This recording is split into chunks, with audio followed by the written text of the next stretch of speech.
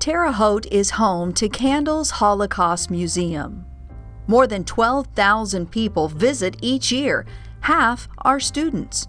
Eva's story is so compelling, and people, especially students, really gravitate to her. They learn about hope and healing and important lessons. Every year it seems like you hear about places that are, stopping Holocaust education and states that are banning books and that type of stuff. But it's important for us as a community and as a museum to be able to educate those students. Candles Holocaust Museum has been around about 28 years, and our purpose is to basically shed a light on the Holocaust and on Eva Kor, a local Holocaust survivor, and telling her story and the story of other survivors from the local area, and really just letting people know that what happened during the Holocaust, and just so they never forget. This museum has seen that hate still lives in some hearts. Our museum was firebombed in 2003, and fortunately they were able to reopen and open stronger than ever. Troy Fears has been the Candles director now for 2 years. In the 2 years that I've been here, we've had 6 anti-Semitic incidents. Nothing major like a firebombing, thank goodness, but we've had anti-Semitic flyers and stickers put on our door. And so those types of incidents really are unnerving, and unfortunately they keep happening, and they're happening all across America. Education starts the minute you walk in the museum with a powerful book. One of the first things that you come into the museum, especially for students, we like to show them this book that has the word Jew written in it 6 million times. When you think 6 million people were murdered in the Holocaust, that's a number that you just can't really grasp.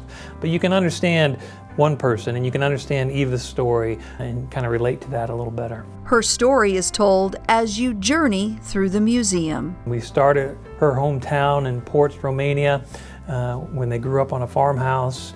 And then we take people on that journey along her life, and being shipped to a ghetto with her family, and then to Auschwitz, and then post-Auschwitz too, and how she ended up here in America, which is a fascinating story. And most Holocaust museums, and we are fortunate to be the only Indiana Holocaust museum in the state, but most Holocaust museums will kind of tell you the story of just the Holocaust in general, about the 6 million Jews that were murdered. And what we like to do is to tell the story on a more personal level, and that being one of Eva's. Personal touches like her scarves. The wall behind me with scarves that she would wear, and her favorite color was blue. And this photo wall. Eva started going back to Auschwitz in the late 80s, and she took about 25 to 30 trips. Every summer she would take students, teachers, whoever wanted to go to Auschwitz. And we estimate about 800 people have traveled to Poland, Auschwitz in particular, with Eva over those years. And nearly half shared photos and memories of their journeys with candles. Thanks to technology, the memory of Eva will live in more than just pictures. Welcome to Candles Holocaust Museum. My name is Eva Kor. I am a survivor of Auschwitz. I'm a survivor of medical experiments, and now I'm trying to survive old age. Dimensions in Testimony is incredible technology that we've had at the museum for 4 or 5 years now, but it's a way to have a one-on-one conversation with the Holocaust survivor. Eva, what's your favorite color? Blue. You can literally ask more than 1,000 questions and hear Eva's response in her own words, her own voice. Today, there are only about 25 museums in the U.S. dedicated to the Holocaust, so it's special for Terre Haute to have this one. If you have 2 hours, stop by and relive history.